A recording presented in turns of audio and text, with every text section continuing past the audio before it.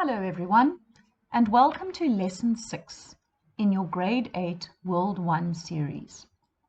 Today we're going to look at what is propaganda and what is conscription.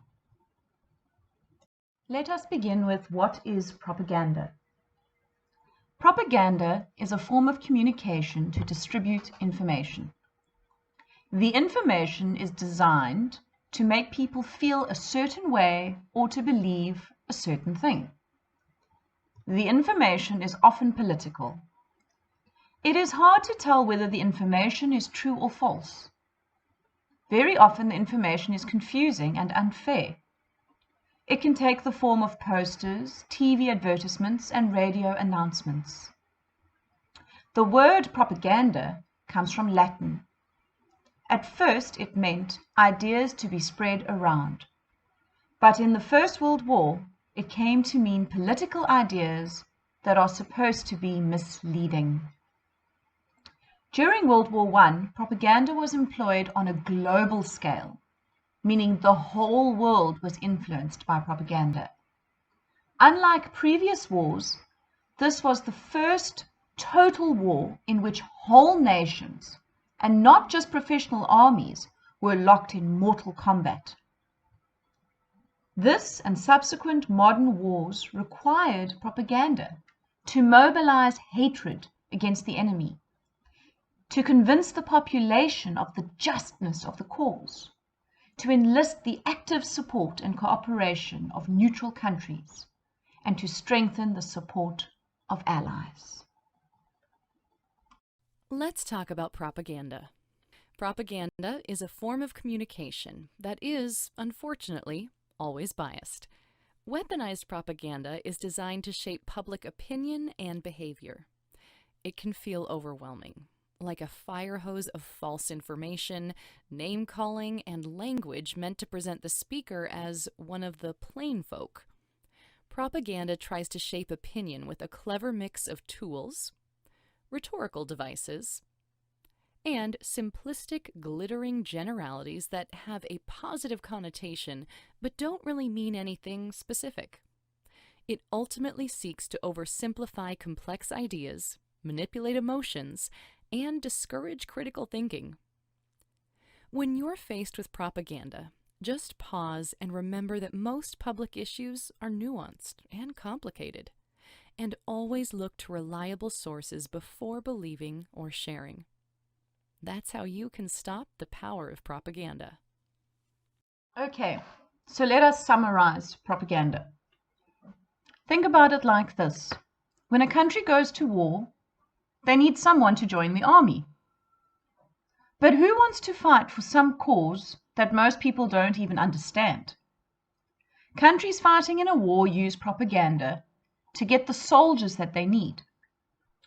Propaganda is when governments, companies, or individuals use a variety of techniques to persuade people to do things.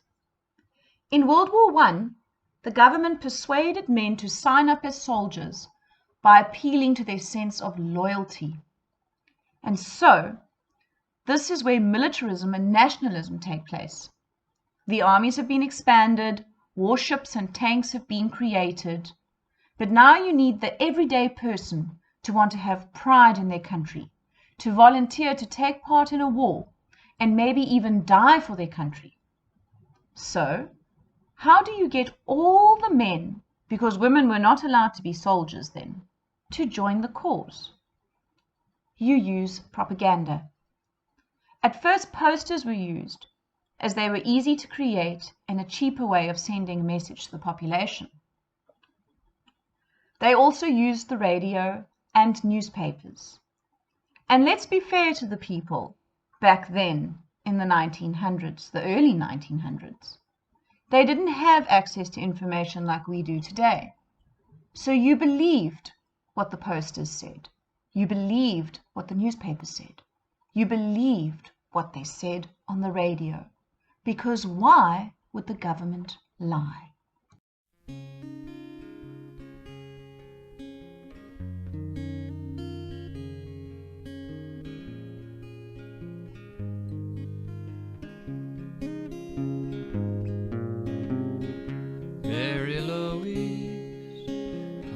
must play my part. I don't want to leave you with a lonely heart, with my bugle in hand. To a foreign land I will play the reveille in the military band.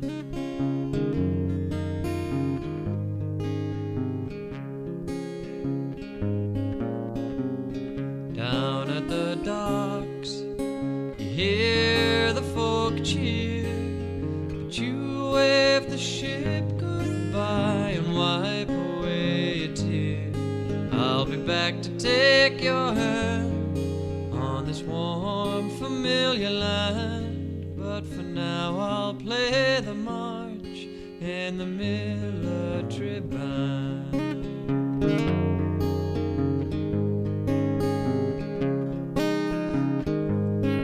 And I'll play aloud with all of my might, while I think about you crossing off those days and nights. And with every gunshot and blast, I think, will you be flying your flag at half mast?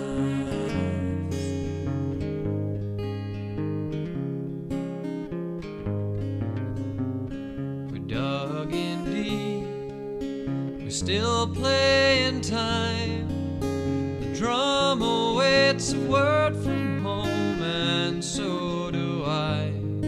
God bless your writing hand, it's all I can stand. The questions that you ask of the military band.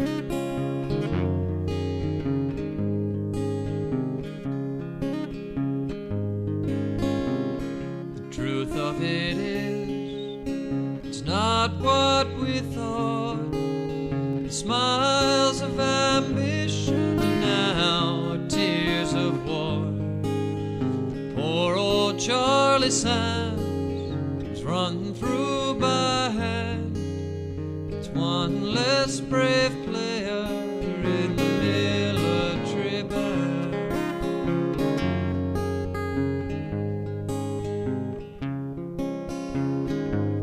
But I'll play aloud with all of my might, while I think about you crossing off those days and nights. And with every gunshot and blast, I think, will you be flying your flag at half mast?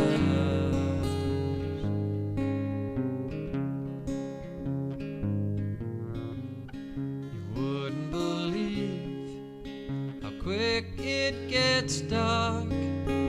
Best time for attack, they say, so play the march. But as man after man does the best he can, I'm thinking, what's the point of a military band?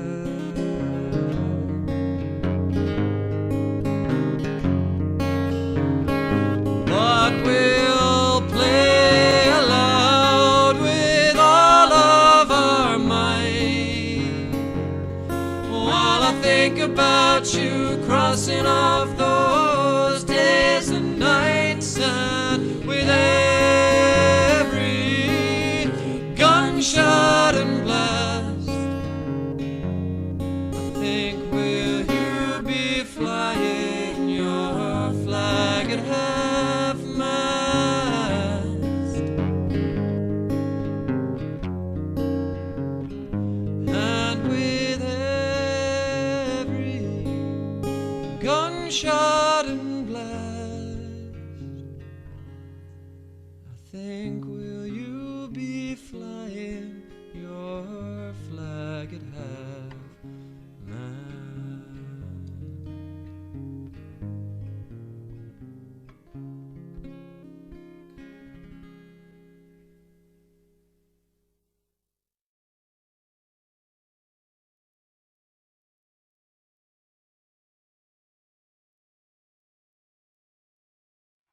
Film was quite new during World War I, and people were fascinated by these little movies that they could watch on the big screen. But the governments used music and film to encourage everyone to support the war. They used emotions and nationalism.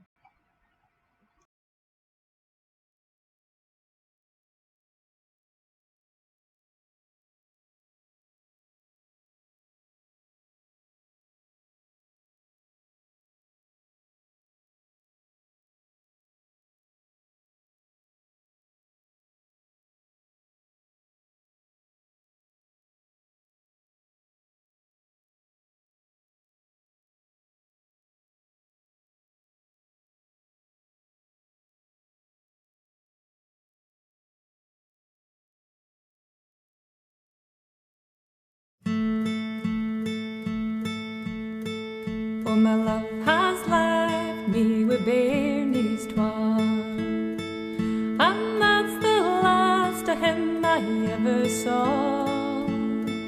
He's Jinny hair me and he's merched awa. He took the shilling, and he's merched awa. Come, laddies, come, hear the cannons roar, tag the king's shilling, and we're off to war. Oh, we look sae proud and sae gallant then, wi' his kilt and sporran and his musket gun, and the ladies kissed them as they marched awa. They sailed awa, boys, they sailed awa, boys, by the broomy law. Come, laddies, come, hear the cannons roar, tag the king's shilling, and we're off to war. The pipes they played as they marched along, and the men they sang a battle song. March on, cried our captain gay, and for king and country, we will fight this day. Come, laddies, come, hear the cannons roar, tag the king's shilling, and we're off to war. The battle echoed to the Sundal guns, and bayonets flashed in the morning sun. The drums did beat and the cannons roared, and the shilling didn't seem much worth making. Come, laddies, come, hear the cannons roar, tag the king's shilling, and we're off to war. Some lost the battle and their bodies fell, cut down by bayonets and by musket ball, and many these brave young men would never fight for their king again. Come, laddies, come, hear the cannons roar, tag the king's shilling, and we're off to war. Oh, my love has left me with bare knees twa, and that's the last of him I ever saw. He's Jinny hair me and he's marched awa. He took the shilling, and he's marched awa.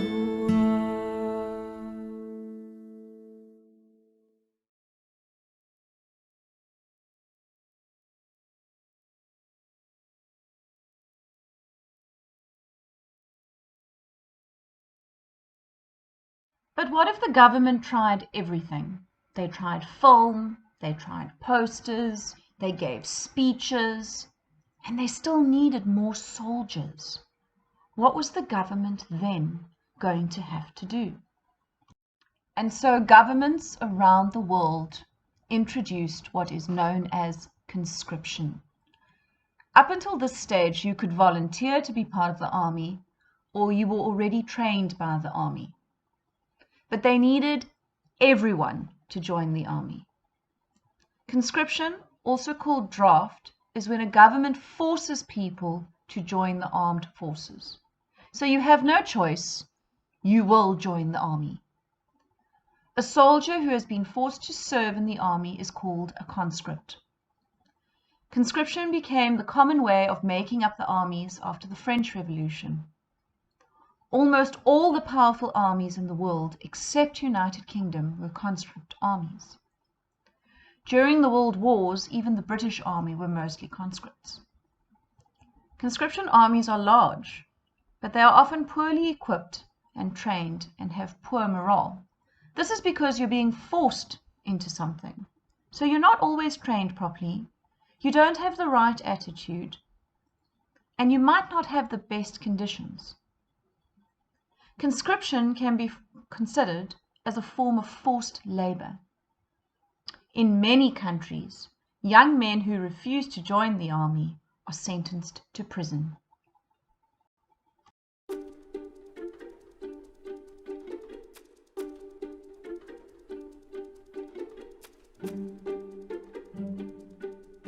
By the turn of the 20th century, the era of mass armies and industrial war had dawned. When the British Army's deployment to South Africa in the Boer War revealed a worrying lack of young men fit enough to join the army, the National Service League and some politicians lobbied for the introduction of compulsory military training. The League's leadership included well-known soldiers, celebrities like Lord Roberts and Robert Baden-Powell. The creation of the Boy Scouts was for them the second-best option, helping create a pool of militarised youth. When the First World War began in 1914, the long-standing establishment reluctance to introduce conscription was still powerful. But by the end of 1914, the rush of volunteers had slowed, and in 1915, the government turned to moral coercion, launching recruitment drives, and then the Derby Scheme. It wasn't enough. In January 1916, the first bill to introduce conscription received royal assent. It was an almost unprecedented extension of state power. British men from 18 to 41 were legally deemed to have been duly enlisted for the duration of the war. Continental Europe mass armies were all built on this type of conscription, but it felt very alien to the British. Age, occupation, ill health and conscientious objection could all exempt a man from service, but every man was legally born a soldier, waiting for his call-out papers. Some marched in protest, and hundreds of thousands of applications and appeals for exemptions were approved or rejected by endless tribunals. In Ireland, the prospect of conscription led to the real threat of armed rebellion. In those countries of the empire that gave their electorates a choice, some voted for, some against. Even so, many thought it was time the slackers did their bit, and by the end of 1916, more than 1 million men had been called up and went, whether they wanted to go or not. The Military Service Act was repealed in 1920, but a precedent had been set. In May 1939, with Germany again threatening war, a limited form of conscription was introduced. War began 4 months later, and conscription was extended by stages until it applied to all men and women between the ages of 19 and 60. With the Cold War following hard upon the end of the Second World War, governments were unwilling to end national service, and it continued until 1960. National servicemen, and it was just men, between the ages of 17 and 21 had to serve 2 years in peacetime, and many duly served in Malaya, Korea, Cyprus and Suez. Some were killed in these conflicts. Some conscripts thought national service was great. Others most definitely did not. The UK had a form of national service for 44 years. The Ministry of Defence has no plans to reintroduce it, but that never stops pundits, politicians and the occasional royal suggesting it would be a good idea. Could it happen today? What do you think?